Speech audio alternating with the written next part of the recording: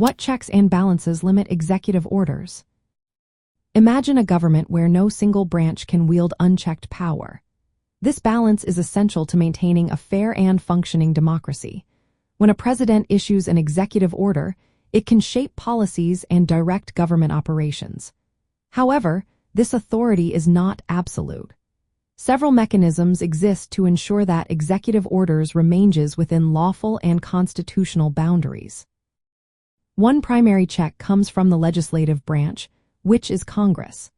Congress has the power to pass legislation that can override executive orders through the process of enacting new laws. If Congress disagrees with an executive order, it can pass legislation that nullifies or limits its scope.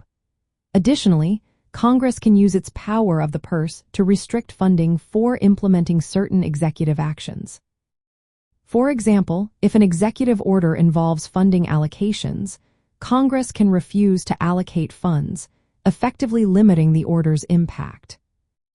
The judicial branch also plays a crucial role in checking executive orders. Courts have the authority to review the legality of executive actions. If an executive order exceeds the president's constitutional powers or violates statutory law, courts can declare it invalid. This process often involves lawsuits brought by individuals, organizations, or even other government entities challenging the order's legality.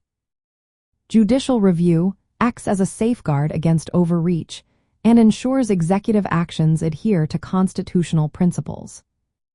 The legislative and judicial branches work together to maintain a system of checks and balances.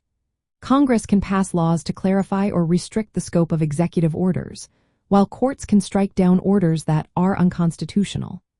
Furthermore, the president's own cabinet and advisors can influence the scope of executive orders by providing legal and policy guidance, ensuring that orders align with existing laws and policies.